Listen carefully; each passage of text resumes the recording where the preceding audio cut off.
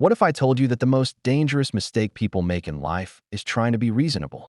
What if I told you that saying, let's meet in the middle is the fastest way to lose power, money, and respect? And what if I told you that the people who negotiate with terrorists, kidnappers, and criminals every single day never compromise the way normal people do? This is not a motivational story. This is not a feel-good book summary. This is a real-world survival lesson. This is the story behind the book Never Split the Difference by Chris Voss, a former FBI hostage negotiator, a man who talked people out of killing others without weapons, using only words. And by the end of this story, you'll never talk the same way again. Chapter 1. The night that changed everything. It was late at night, a small room, dim lights, silence heavy enough to hurt. On the other side of the phone was a man holding innocent lives, angry, armed, unpredictable, one wrong word, and people would die. Chris Voss wasn't allowed to shout. He wasn't allowed to threaten. He wasn't even allowed to sound smart. He had only one weapon, his voice. No logic, no arguments. No, please understand, just listening. And that's when Chris learned the most powerful truth of negotiation. People don't want to be convinced. They want to be understood. That night, nobody met in the middle, nobody compromised, and lives were saved. Chapter 2.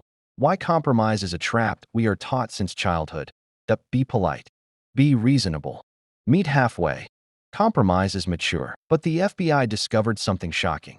When you split the difference, nobody feels satisfied, nobody feels heard, and resentment stays alive. That if you want 50 and they want 0, meeting at 25 doesn't make anyone happy.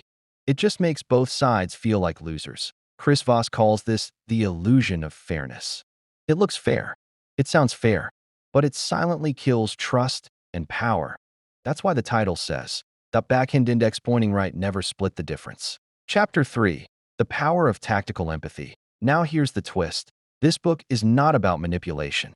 It's about tactical empathy, not sympathy, not agreeing. Empathy means understanding how the other person sees the world, even if you hate their position.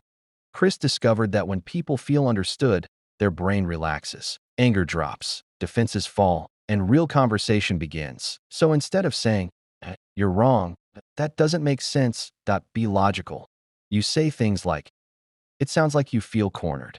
It seems this situation is really frustrating. It looks like you're under a lot of pressure. You don't argue. You mirror emotions. Chapter 4.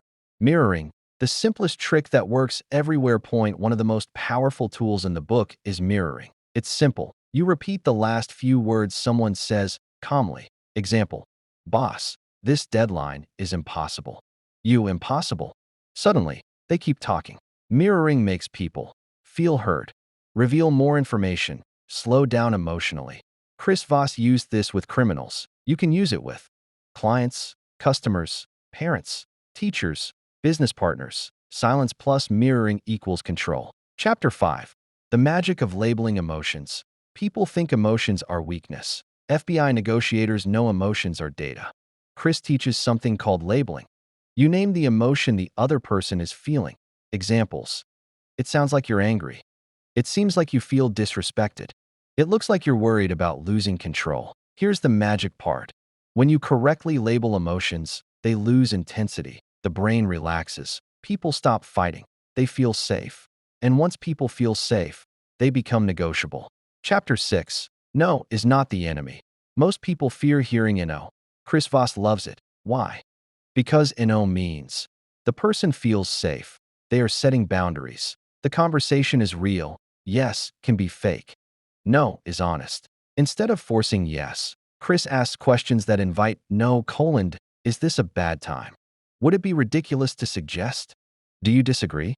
When people say no, they relax. Now you can talk. Chapter 7. The most dangerous word. Why? Never ask why in a negotiation. Why? Because why sounds like accusation. You're on the defensive. Instead, replace why with what made you decide. How did this situation develop? Same question. No attack. Chapter 8. Calibrated questions. Make them solve your problem. This is where the book becomes deadly powerful. Chris teaches calibrated questions. Questions starting with how, what? Examples. How am I supposed to do that? What's the biggest challenge here? How can we move forward? These questions avoid conflict, force the other side to think, make them feel in control, but secretly, they are solving your problem for you. Chapter 9. The Late Night FM DJ Voice. Tone matters more than words. Chris talks about the late night FM DJ voice. Slow, calm, warm, controlled, no excitement, no pressure. This voice lowers tension, creates authority, makes people trust you. High energy equals weak control. Calm energy equals power. Chapter 10. Black Swans. The unknown that changes everything. Every negotiation has black swans. Hidden information that can change everything. Your job is not to argue. Your job is to listen deeply. Tone changes, word patterns, hesitation. People always leak the truth. Those who listen win. Chapter 11. Applying this to real life. This book is not for FBI agents only. You use it when asking for salary, closing a client, dealing with customers, handling family conflicts, selling anything, protecting your self-respect. Negotiation is not about money. It's about life conversations. Chapter 12. The final lesson. Chris Voss doesn't teach you how to dominate. He teaches you how to connect strategically. Because the person who controls emotions controls the outcome. Never split the difference. Understand it, label it, mirror it, and let the other side walk themselves into agreement. You don't win negotiations by being smarter. You win by being calmer. You don't win by talking more. You win by listening better. And once you understand this, every conversation becomes a negotiation, and every negotiation becomes power.